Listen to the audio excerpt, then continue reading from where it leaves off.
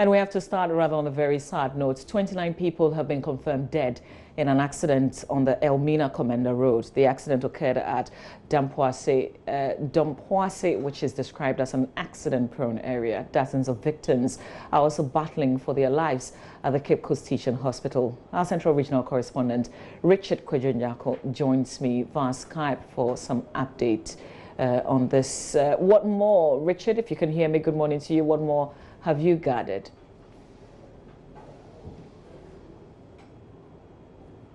Hello, Richard, can you hear me?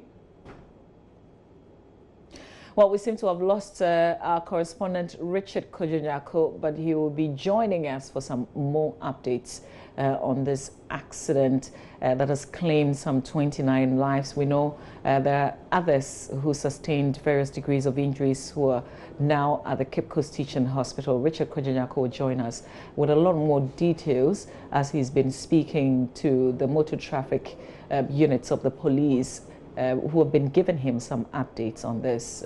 He's also going to give us an update of where exactly this incident happened and the conditions there, as this has been described as an accident-prone area. So over the period, what has been done to curb the issue of road accident in this particular area.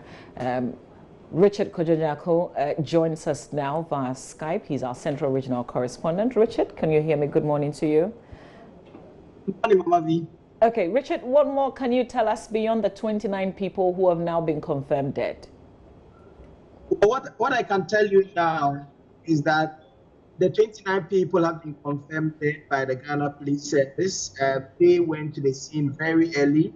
The accident happened at 12:15 a.m. On Tuesday, and so they helped together with the Ghana Fire Service. They helped in getting those who were trapped in vehicles to the Cape Hospital. So at that instant, or at that moment, they picked 29 bodies, they confirmed them dead, and there are dozens of them who they also sent to the Cape Coast Hospital.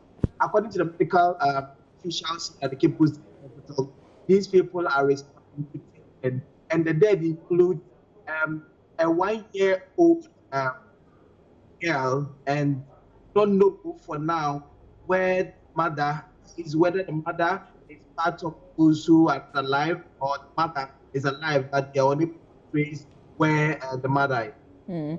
Richard, did the police also describe how the incident occurred? Well, so they explained that there were these two Yutong buses, one heading to Takoradi from Cape Coast and the other heading from Takoradi to Cape Coast. And so the one traveling to Takoradi attempted to overtake it, but the overtaking was unsuccessful.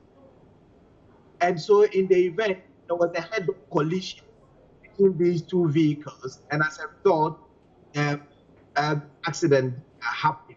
One is destroyed beyond repairs. They can't take anything from the vehicle, the one that was attempting the overtaking. But the other one had its frontage totally destroyed. We were told that the driver of that vehicle from Takoradi, died instantly, was part of the people that were killed in this accident. Richard, tell us also about this place where the accident occurred. Because you tell us that it's an accident-prone area. So what do you know has been done over the period to prevent accidents? Well, maybe as a journalist, I've covered accidents on the Cape Coast stretch 6 times at this very particular spot. It took a break, went on a break, no accident at that particular area for like years, and then just started with 2020. I don't know what they have done about that sharp care. And so if the vehicles are speeding, likelihood is that there will be an accident. Once with the Road Safety Commission this morning, what they indicated to us was that it was due to poor visibility because there are no lights on the Accra Cape Coast Safari Highway, and so the vehicle or the drivers couldn't see very well. So the resultant effect is that there a lot of accidents, and so yeah, a lot of street lights to be erected these stretches. Richard, what can you also report in terms of those on admission at the Cape Coast Teaching Hospital?